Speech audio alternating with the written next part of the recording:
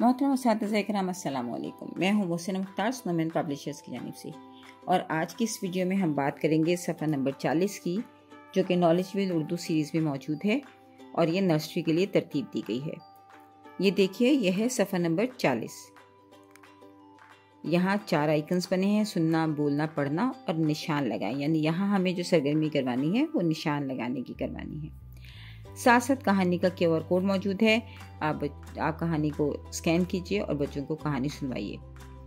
उसके बाद आपने हर्फ डाल का तारुफ देना है।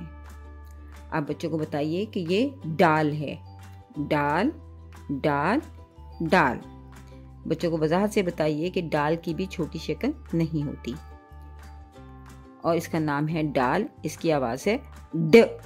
नाम है डाल, आवाज़ है ड। इसका नाम है डाल और आवाज़ है ड।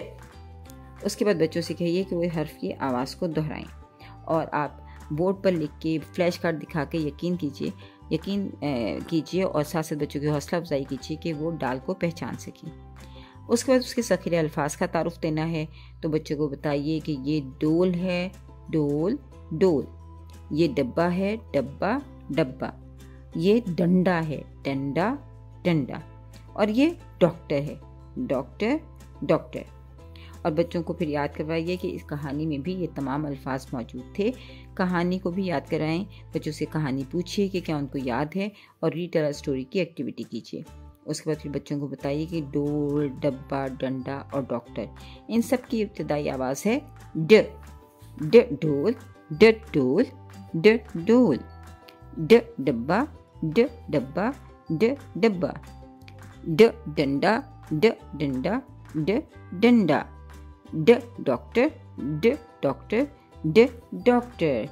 इस तरह बच्चों से बार बार मशक करवाइए और साथ साथ डाल की आवाज़ के साथ अल्फाज को बोलने में हौसला अफजाई कीजिए ताकि बच्चे लफ्ज़ और उसकी इब्तदाई आवाज़ के दरमियान ताल्लुक़ पैदा कर सकें।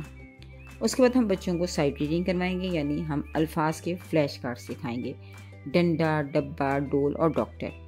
बच्चे तस्वीरों को अपने जहन में जो है बच्चे अल्फाज को तस्वीरों की तरह सेव करते हैं, क्योंकि अल्लाह ताला की ये फ़ोटो मेमोरी दी गई एक स्किल है जो कि बच्चों को अल्फाज को भी एज एन इमेज सेव करने में मददगार साबित होती है।